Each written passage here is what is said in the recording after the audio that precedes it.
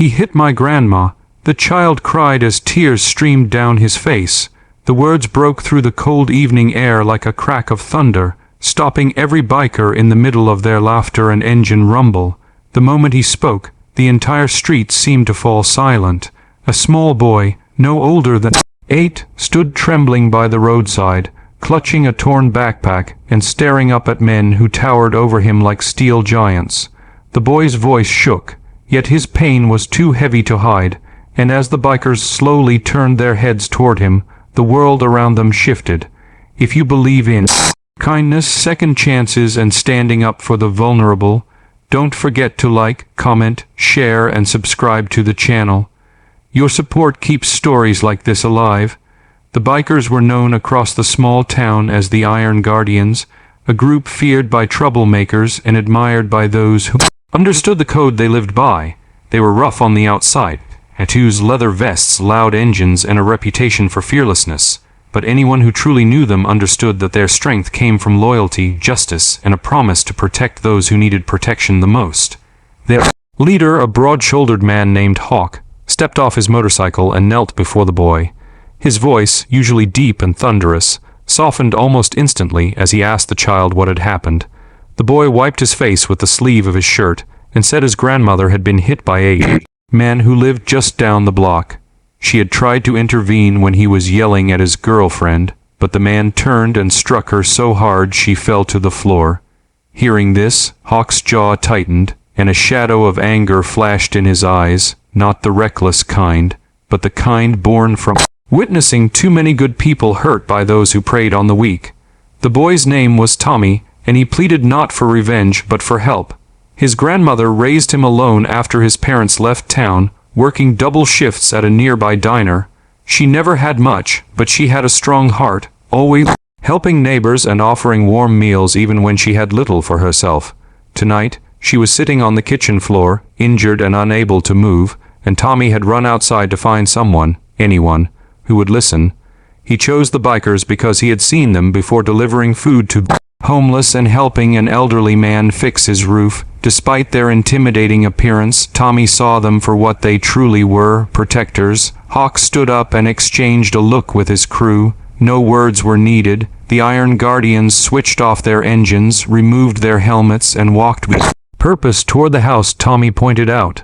Their heavy boots echoed against the pavement like a marching warning. Neighbors peeked through their curtains as the bikers approached the crooked wooden steps leading to a worn-down house.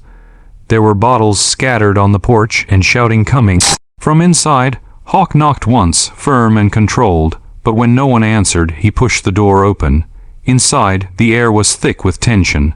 A man stood in the center of the living room, red-faced and still angry, but the moment he saw the group of bikers stepping inside, his expression twisted into fear he couldn't hide. The Iron Guardians didn't need to raise a hand. Their presence alone was enough to drain the fight from his body. Hawk spoke calmly, telling the man that hurting an elderly woman was unacceptable, unforgivable, and that tonight he would answer for it.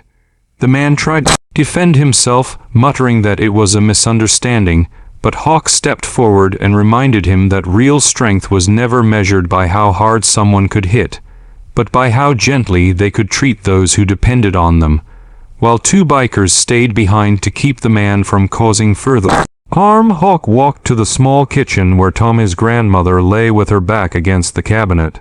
Her breathing was shaky, her hands trembling slightly, but her eyes remained strong despite her pain. She recognized Hawk immediately. He had eaten at her diner many times, and she always told him. He reminded her of her late husband, tough face, soft heart. Hawk knelt beside her, speaking gently and helping her sit up while another biker called for medical assistance. Tommy ran to her and wrapped his arms around her, his tears now mixed with relief. She stroked his hair and whispered that everything would be all right. When the paramedics arrived, the bikers stepped aside but didn't leave. They followed Tommy and his grandmother to the hospital, filling the waiting room with leather jackets and concerned expressions. Some people stared, unsure whether to be afraid or comforted, but one glance at Tommy sitting safely between Hawk and another guardian answered that question. These men were here because they cared, As the doctor later confirmed that the grandmother would recover, Tommy turned to Hawk and hugged him tightly. Hawk wasn't a man who showed emotion easily, but he placed a large hand on the boy's shoulder and told him he had done the bravest thing of all by asking for help. Word spread quickly across the town about what happened. Some critics muttered that the bikers had no business stepping into other people's conflicts, but the majority saw it differently. They saw a group of men who refused to walk away when a child cried for help. They saw courage, community, and a fierce sense of justice. Tommy's grandmother became a local symbol of resilience, and her story reminded people that standing up for others isn't about violence, it's about heart. Days later, the Iron Guardians visited her again, bringing groceries, repairing her broken front door, and ensuring Tommy had everything he needed for school. They did it quietly, without attention or praise. To them, helping wasn't a task, it was a duty. Tommy, however, saw them as heroes, and every time he told the story, his eyes shined with pride. Hawk reminded him that he too had been a hero that night, because change often begins with the courage of one small voice.